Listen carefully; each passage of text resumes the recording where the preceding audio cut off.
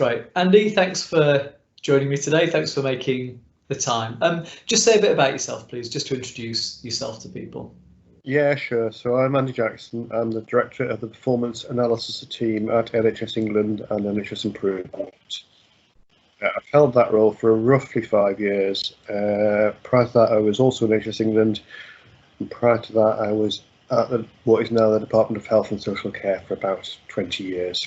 So I've had a long background in analysis in health, initially starting as an economist, but less economics as time has progressed.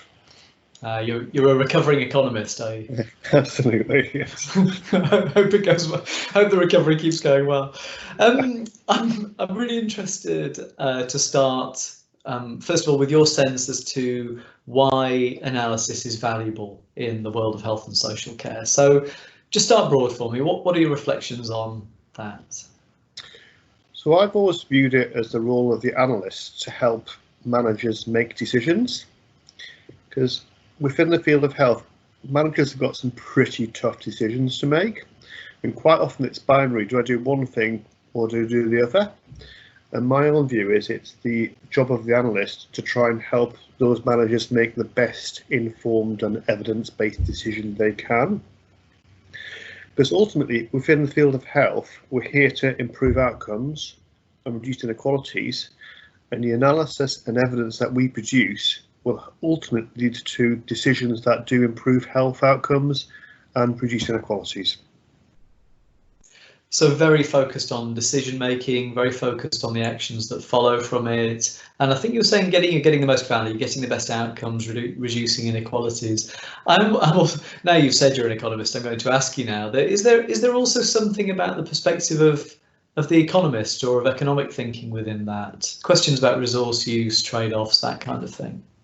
Yeah, so over the years, I've done quite a lot of that, and I mean, the economics framework is quality maximisation, isn't it? And many years ago, do you remember world-class commissioning? Mark Brittle used to have a line, adding years to life and life to years, which I think was just another way of quality maximisation. But ultimately, the government allocates a set budget to healthcare. We have to maximise the health outcome and health inequalities we get out of that. And I think that's one where economics and analysis can help. I wondered if I could get you to make the case for economics, and I have. That's excellent. I'm interested in, you've got quite a clear sense as to the role of the analyst in improving decision making.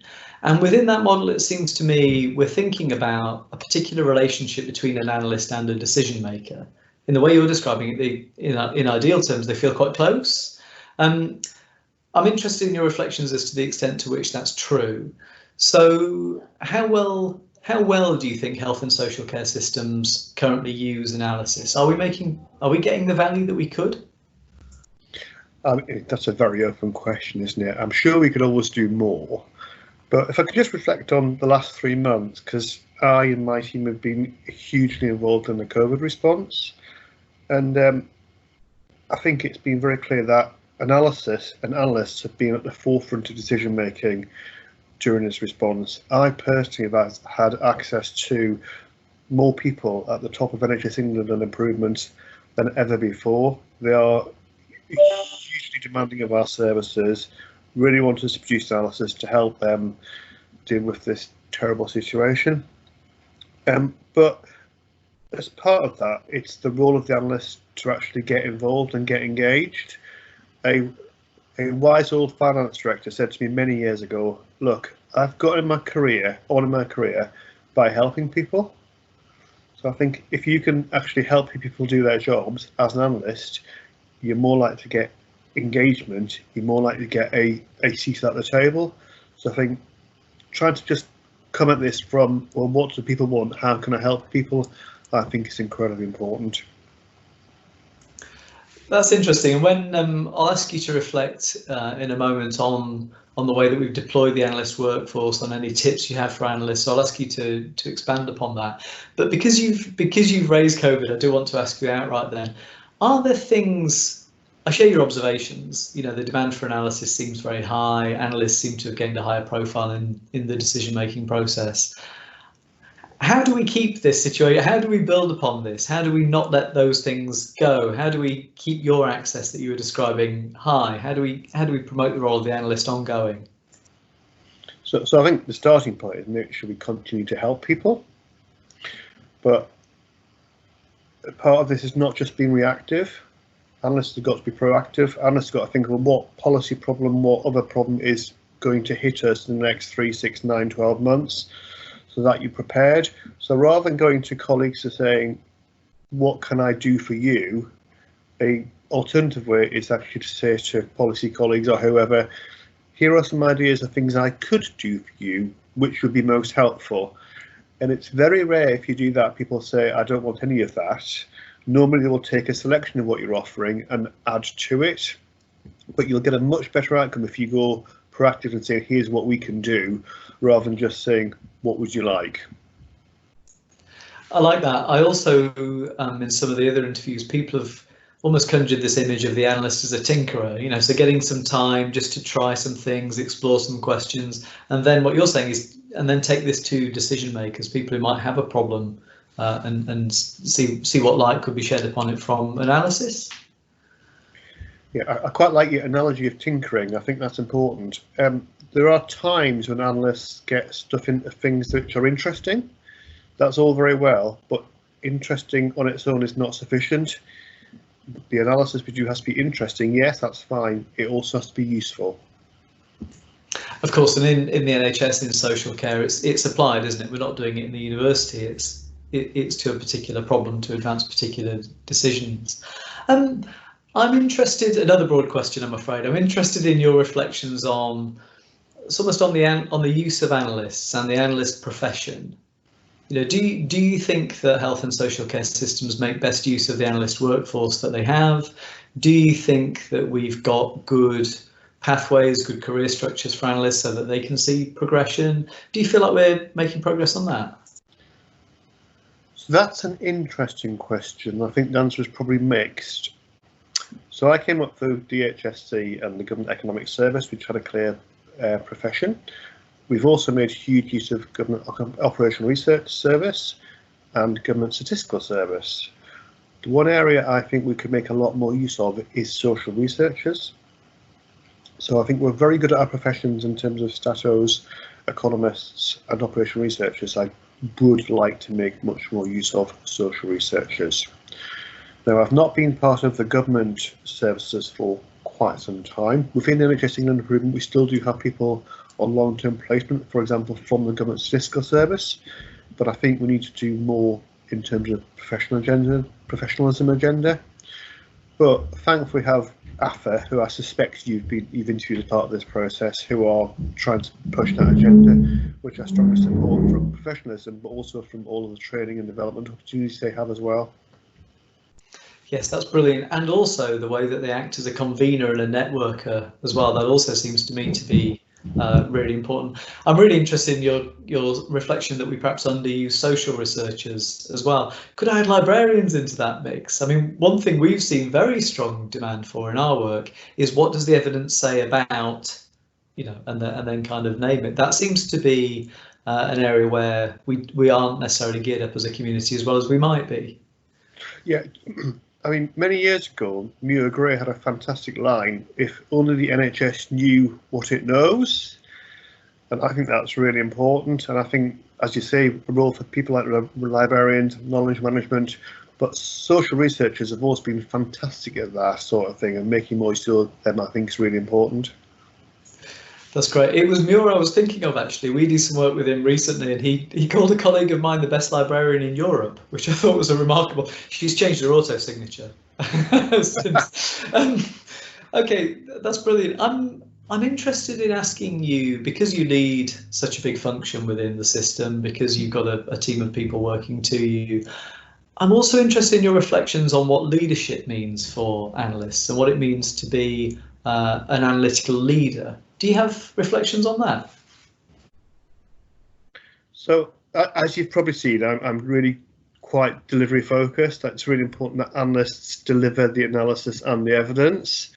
And I think it's my view to try and make that happen. and help the analysts produce the information in a form that is easy to consume to help people for whom we work. And that's really important. It comes back to the interesting versus useful stuff. It's our role to make sure that the analysis is useful and can improve those all important health outcomes. The other thing I think is important for analysts and leadership is a lot of people I've worked with over the years who were analysts are now in very senior leadership positions, but not as analysts. So, for example, just in the East Anglia region, 2 of my former economist colleagues are now hospital chief execs. So analysts can actually go into leadership positions, not just for analysts, but also for generalists as well. Yeah, that's a fascinating point. And I also wonder what it is that the analyst leader brings. There'll be a certain way of thinking about problems, a certain analytical mindset, which I imagine is particularly useful as a general leadership skill, actually. Okay, I'm interested in, so we've reflected on the sort of value that analysis can have for decision making. We've reflected on the way that analysts can act to behave to be more useful within decision making processes. And we've reflected on the sort of career structure. So I take all of the things that we've discussed, but I'm also interested in your agenda for the future. You know, what is to be done? How do we make best use of analysis in health and social care? What kind of things would you be recommending for a development agenda? Okay, so it's fairly straightforward. We have far too much reliance on dashboards at the moment, which quite often are backward looking. We need to do less backward looking and fewer dashboards and spend more time thinking about the problems that are going to hit us in future, then trying to ensure the analysis is aligned to the problems that we're going to have in due course. So more insight, dealing with future problems, less looking in the rearview mirror. That's fascinating. I mean, the dashboard point certainly resonates very, very strongly. I'm interested then, what you seem to be recommending is getting sort of good analytical talent focused on big questions and big issues and big problems prospectively. You know, what's likely to come down the track? What can analysts say about it? How can we add something to those questions and those conversations? That's what you're saying. Yeah, I mean, at the moment, things like the population health management agenda is huge. I don't actually think that's new. I think it's been around for a long time, possibly in various guises. But if you just look at the England population, the population is getting older. It's increasingly having to do with chronic conditions, and it's also having to deal with other challenges such as, for example, obesity. So just think about analytically the problems that's going to face the health service within a few years' time, and then how do we design the analysis now to try and address those undoubtedly huge challenges as time progresses. That's fantastic, and it'd be disappointing to think that £100 and something billion industry couldn't get some of its better analysts focused on questions that, as you say, you can see coming down the track, because many of those things are slow burning, aren't they? So more of that, less dashboard. I often say there's not a single problem in the NHS that cannot be solved by yet another dashboard. That's excellent. That's excellent. That's the end of the questions that I've got for you, Andy. I don't know if there's anything else that you wanted to add. Any other recommendations, perhaps? Yeah, sure. So my only other thoughts are about when analysts are at the table. I focused a lot on making sure analysts answer the exam question, so keep it relevant. But I think it's also important analysts help form the exam question as well.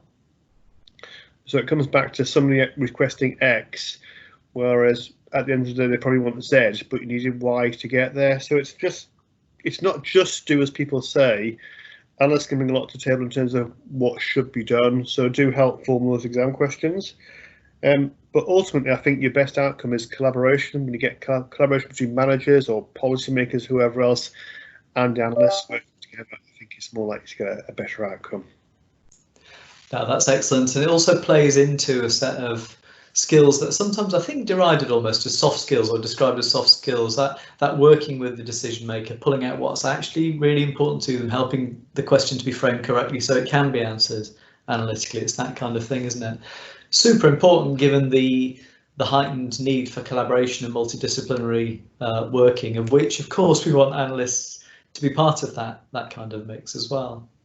Thank you ever so much for your time, Andy. Thank you very much for your thoughts. That's been really excellent. Thanks a lot. You're welcome. Thank you.